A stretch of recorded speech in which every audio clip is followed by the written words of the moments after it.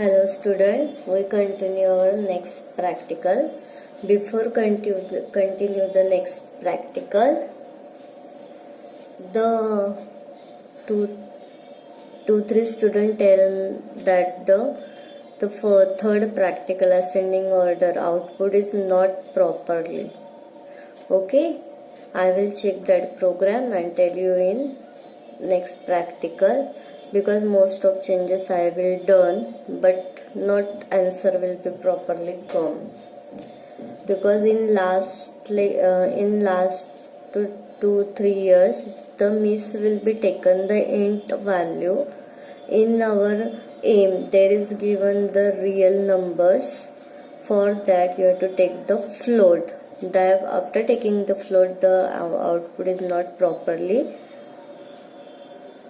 get. Okay, I will search that, solve that error and tell you. Okay, small minor error will be, I have small changes will be done on that program. I will tell you later. Okay, then we start our practical number 6. Read that question. Write a program in C++ with ratio class. Here name of the class will be specified using the member functions like assign, convert, invert and print. मतलब ये ratio class से कौन से four member function use कर रहा है? Assign, convert, invert and print. Where assign function is use to initialize its member data. मतलब क्या, जैसे हमें फंक्शन मेंबर फंक्शन क्रिएट करेंगे वो टाइम पे हमें क्या करना है, वेरिएबल पास आउट करना है उसमें. ओके, मतलब असाइन फंक्शन में ही इंट, न्यूमरेटर एंड डिनोमिनेटर, मतलब जैसे हमें यूजर से वैल्यू नहीं लेना है, हम जैसे ये फंक्शन कॉल करेंगे तो डायरेक्ट वैल्यू हमें पास आउट करना है.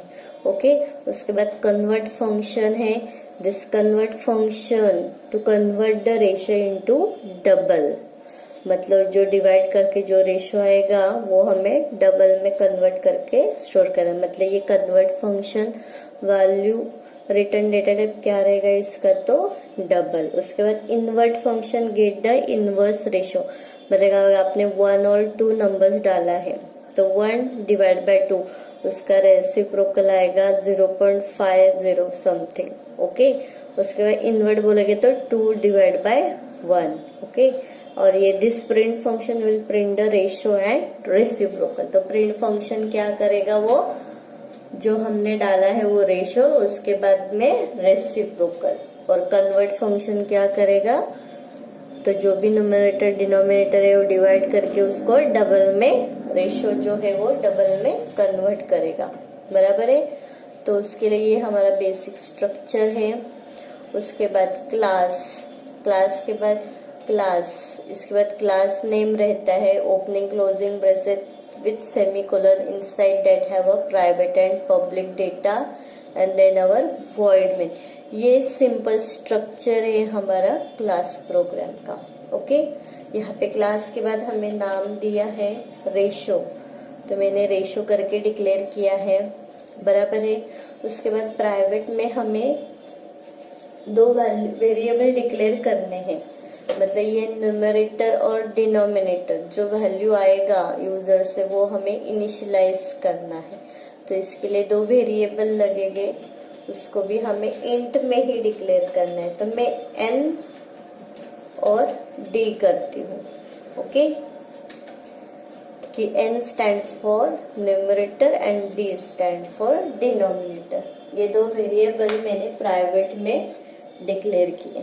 ओके, तो पब्लिक में हमें क्या क्या करना है, हर एक फंक्शन असाइन करना है, सिर्फ डिफाइन करना है. अभी हम लोग ये out of the class access करें. पहले का प्रोग्राम हमने सर्कल का क्या किया था, सब इनर प्रोग्राम में इनसाइड द फंक्शन किया था. बराबर है, इनसाइड द मेंबर फंक्शन. अभी ये आउटसाइड द मेंबर फंक्शन करेंगे. तो पब्लिक में हमें क्या करना है, सिर्फ हमें डिक्लेयर करना है. तो हम लोग ये void assign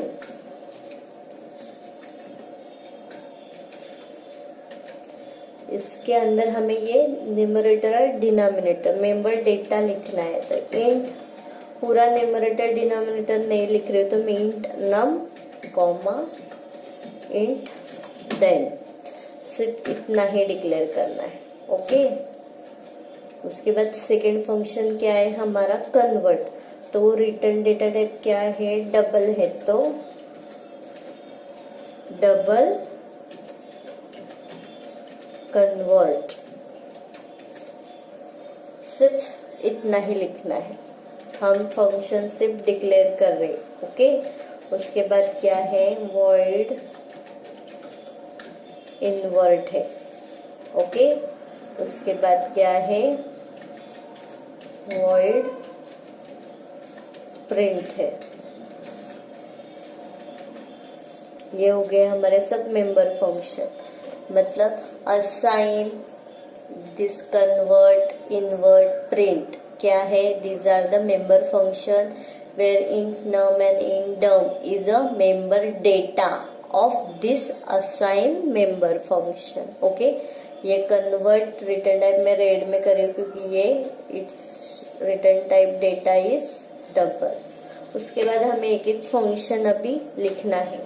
तो हम लोग पहले आउटसाइड द क्लास लिखते थे, तो अभी क्या लिखते हैं, रिटर्न डेटा टाइप, फिर class name, then member, scope resolution operator, इसको इसमें क्या बोलते हैं, मेंबरशिप लेबल, फिर मेंबर फंक्शन। ओके, तो फर्स्ट हमारा असाइन है तो वॉइड, क्लास नेम क्या है हमारा रेशो, मेंबरशिप लेबल, ये स्कोप रेजोल्यूशन बोलो या मेंबरशिप लेवल, पर हमारे क्लासेस के प्रोग्राम में इसको मेंबरशिप लेवल बोलना है, बराबर है। उसके बाद असाइन, असाइन के साथ यहाँ पे क्या है, तो वेरिएबल है, int num comma int den. इसमें हमें क्या करना है, वो एन और डी को जो हमने वॉइड मेन से वेरिएबल पास आउट किए वो असाइन करने। तो n equal to num,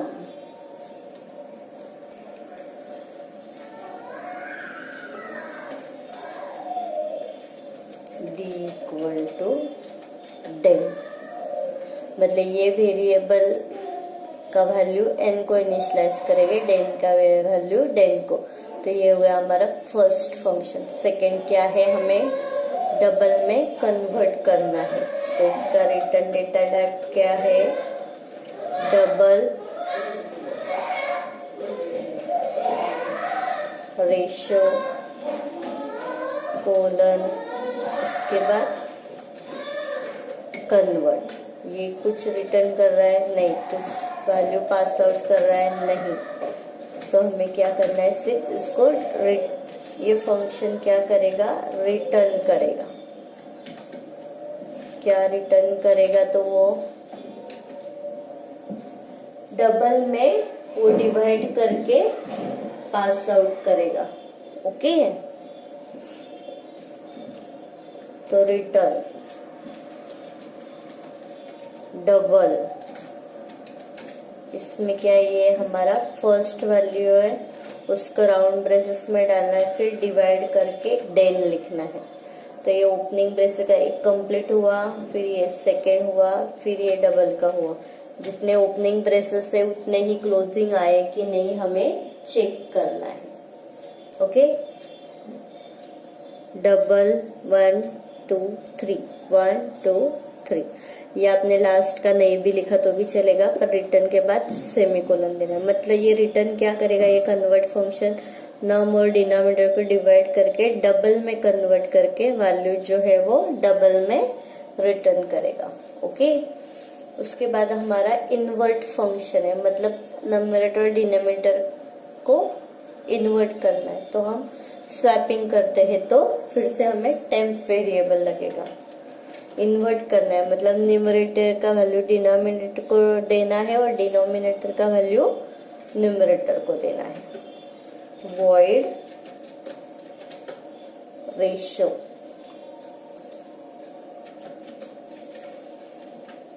membership label, then invert.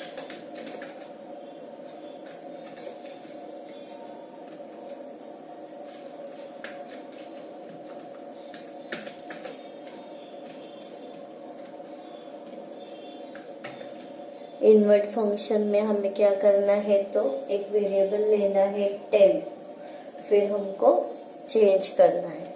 तो मैंने int temp variable equal to 0 initial,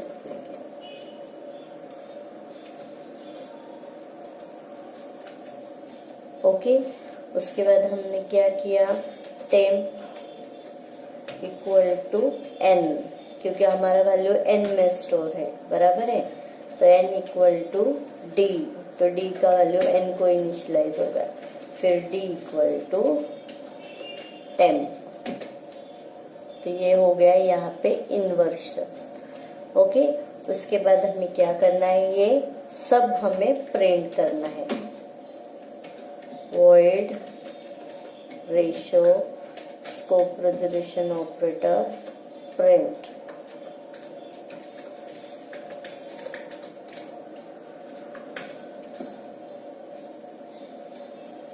तो प्रिंट फंक्शन में हमें क्या करना है, सिर्फ वैल्यू प्रिंट करनी है, ओके। तो हमें क्या करना है, सी आउट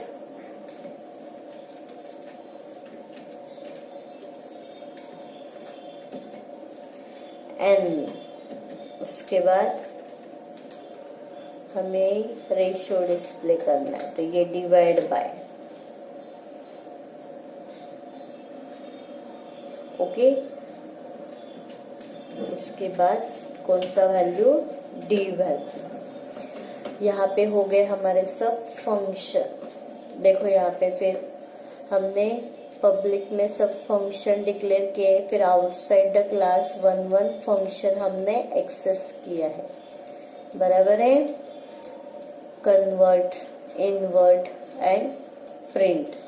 अभी मेन फंक्शन में हमें क्या करना है, क्लास का ऑब्जेक्ट क्रिएट करना है। मैंने रेशियो r किया है। उसके बाद हमें क्या करना है, n न्यूमरेटर और डिनोमिनेटर का वैल्यू हमें पास आउट करना है, मतलब असाइन फंक्शन को कॉल करना है। तो r डॉट असाइन, इसमें आप लोग वैल्यू पास करो, आपको जो भी वैल्यू पास आउट करनी है वो करो। अभी मैं यहाँ पे 2 और 7 पास करूँ, मतलब n का वैल्यू 2 और d का वैल्यू 7। आपको जो लगेगा वो पास आउट करो, ऐसे नहीं कि मैंने जो दिया है वो ही करना है, ओके। असाइन करने के बाद हमें क्या करना है, जो भी वैल्यू हमने डाला है वो हम लोग प्रिंट करेंगे, ओके। मतलब जो भी वैल्यू मैंने दिया है वहां पे, ये 2 और 7 जो दिया है वो हम लोग प्रिंट करेंगे, ओके। तो हमें क्या करना है, पहले सी आउट लिखना है। तो यहाँ पे हम लोग क्या लिखेंगे,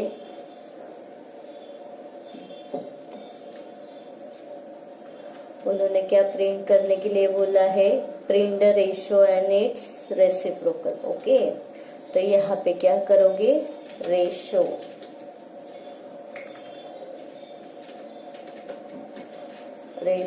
r इक्वल टू, सेमीकोलन देना है, फिर r dot print function call करना है। तो क्या डिस्प्ले करेगा, 2 divide by 7, okay.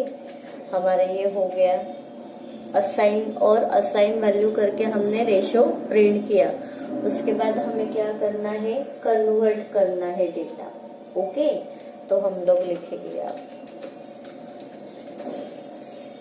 C out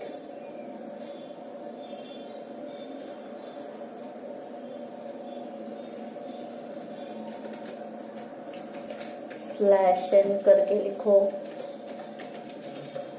convert value equal to, इसी में ही r डॉट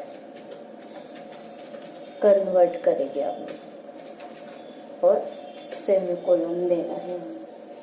मतलब क्या, हमने यहाँ पे कन्वर्ट फंक्शन कॉल किया। कन्वर्ट करने के बाद हमें क्या करना है, रेसिप्रोकल इन्वर्ट करना है। तो आर डॉट इन्वर्ट को कॉल किया हमने। तो अभी हमें क्या करना है, प्रिंट करना है। तो स्लैश एन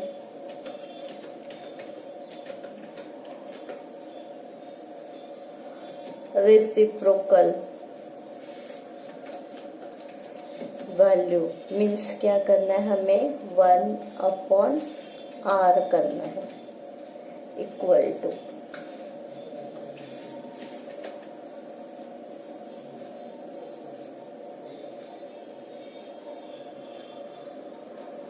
ये करने के बाद r डॉट प्रिंट कॉल करना है। तो फिर यहाँ पे क्या होगा, रेसिप्रोकल में 7/2 डिस्प्ले होगा। ओके, फिर लास्ट में हमारा गेट ch एग्जीक्यूट करो और आउटपुट लिखो आप लोग। यहाँ पे देखो, अभी रेशियो आर जैसे क्रिएट किया तो r डॉट असाइन टू 7, तो तभी ये फंक्शन एग्जीक्यूट होगा। तो ये 7 वैल्यू नम को पास आउट होगी, 2 वैल्यू नम को पास आउट होगी, 7 वैल्यू देन को, फिर n equal to 2, d equal to 7 वो हुआ। उसके बाद हमने सीआर रेशियो r डॉट प्रिंट किया है, तो यहाँ पे वो 2/7 डिस्प्ले करेगा। उसके बाद हमने कन्वर्ट वैल्यू किया है, तो r डॉट कन्वर्ट जैसे कंपाइलर रीड करेगा तो ये वैल्यू, ये फंक्शन एग्जीक्यूट होगा। तो 2/7 तो क्या आएगा, 0.222 समथिंग जो भी रहेगा वो ज्यादा डबल में हमें पास आउट करेगा। 20 डिवाइड 2 पॉइंट समथिंग कुछ आएगा आगे, वो डिस्प्ले करेगा। ओके, उसके बाद फिर से r डॉट इन्वर्ट आएगा, तो ये यहाँ पे जंप करेगा। तो n का वैल्यू क्या था, 2 टेम्प में डाला है, फिर n इक्वल टू डी का वैल्यू 7 है, तो n इक्वल टू 7 हुआ, d इक्वल टू टेम्प में हमने 2 डाला, तो d इक्वल टू 2, मतलब n equal to 7, d equal to 2 invert किया। फिर यहाँ पे रेसिप्रोकल करना है, रेसिप्रोकल के लिए r डॉट प्रिंट किया है, तो यहाँ पे 7/2 आएगा आपको। तो मतलब फर्स्ट आपको रेशियो आर क्या डिस्प्ले करेगा, 2/7, फिर convert to 0.2 something, then invert reciprocal value is 7/2। ये आपको ये 3 सी आउट है, 1 2 3, तो उतने ही आपको आउटपुट में डिस्प्ले होगी। ओके, इजी प्रोग्राम है, अच्छे से याद रखना है। ओके, और उसके बाद और एक प्रैक्टिकल है 7th। ये हमने जब भी मैंने ऑपरेटर ओवरलोडिंग सिखाया था तभी ये प्रोग्राम हमने किया है, तो इसके लिए मैं डायरेक्टली आपको दे रही हूँ। मैंने ये प्रोग्राम थ्योरी जब भी लिया था तभी प्रोग्राम भी एग्जीक्यूट किए बताए थे, तो उसके ऊपर है ये। तो एम देखो, write a program C++ with a complex constructor.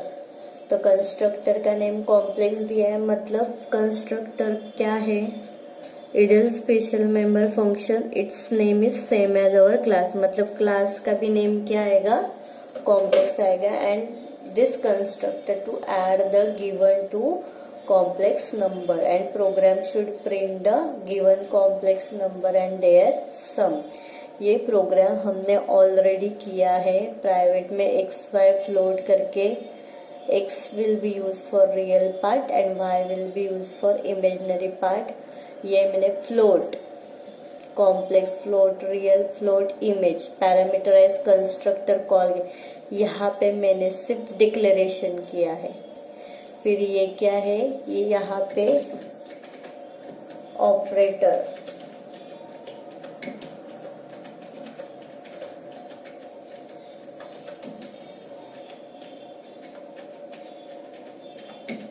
तो कौन सा है operator function, operator plus. This is a operator function and it will take the one argument because you have to do the addition of two numbers. Okay, फिर void display, उसके बाद आप outside the class complex scope resolution operator, complex real image, फिर हम x Y को assign करना है. फिर जब भी हम लोग ऑपरेटर ओवरलोडिंग लेते हैं तो उसका return data types class name ही रहता है, complex complex operator plus complex c, where temp, और उसका डेटा टाइप्स भी कॉम्प्लेक्स है इसलिए टेम्पररी वेरिएबल डिक्लेयर किया है t dot x equal to x plus c dot x. This c will we take the imaginary part. Okay, then y plus c dot y or return only t, then display x in double quote j plus j and then y. फिर in void main you have to declare create the three object. First c1 equal to complex 2.5 5.3, मतलब जब भी C1 call करोगे तभी ये execute होगा. X और Y में इमेजिनरी वैल्यू 2.5 और 4.3, तो यहाँ पे C2 कॉल करेंगे तो फिर से यहाँ पे होगा X का वैल्यू 4.5, Y का वैल्यू 3.8, इनका एडिशन होगा. तो C3 क्या है, C1 प्लस C2, तो यहाँ पे ये प्लस ऑपरेटर है वो ये इन्वोक होगा. तो C1 मतलब इनका एडिशन, C2 मतलब 5.3 और 3.8 का एडिशन. फिर हमें जो एक variable first C1 complex value वो डिस्प्ले किया, सेकेंड किया, फिर थर्ड मतलब जो एडिशन आया है वो मतलब क्या आएगा, इनका एडिशन 6.8 प्लस J 9.1. ओके, तो देखो वही आंसर आता है कि नहीं कि अलग आता है. चेक करो कि इनका एडिशन करता है वो मैंने गलत किया है. एडिशन देखो आउटपुट क्या आता है तो, और फिर चेक करो. ओके, तो ये दोनों प्रैक्टिकल लिख के एग्जीक्यूट कर लो.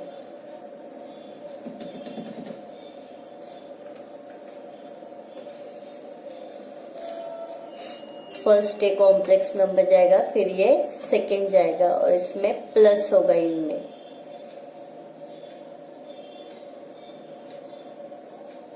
ओके, मतलब ये क्या आएगा फिर 6.8 प्लस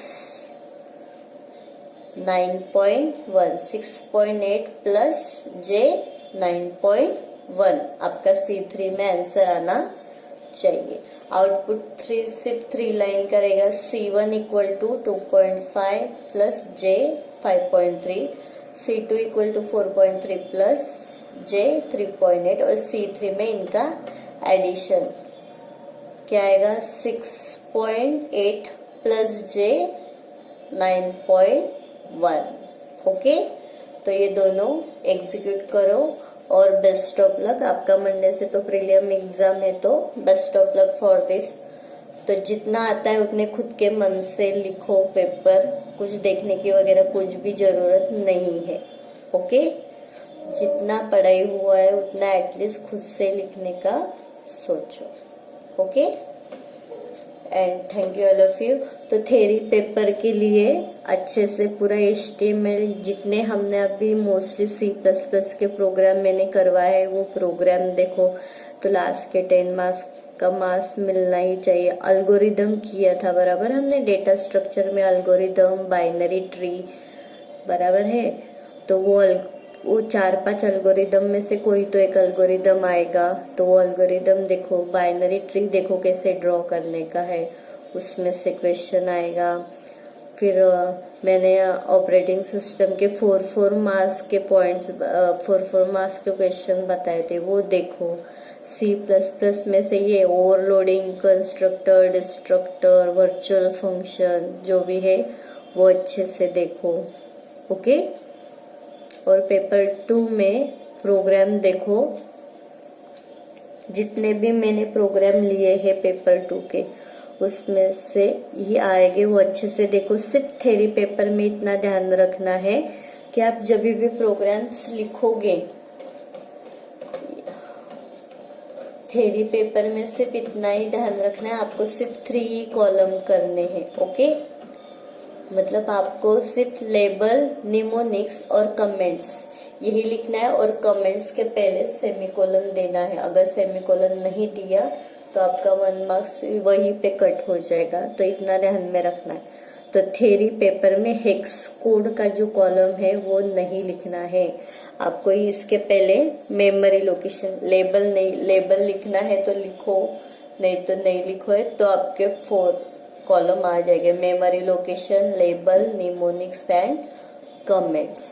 ओके, एटलीस्ट जितने प्रोग्राम किए उतने तो देखो, आपको तो इजी आ जाएगा। ओके, तो आपको अभी क्या करना है, प्रैक्टिकल नंबर 6 और 7 एग्जीक्यूट करना है। 6 और 7 एग्जीक्यूट करना है और आउटपुट लिखना है। अगर जिनको इतना बोता कि अभी ज्यादा किसी ने मुझे PDF फाइल सेंड नहीं की है, बराबर है ना। जिसको जरूरत है सिर्फ उन लोगों ने की है। Okay, thank you all of you.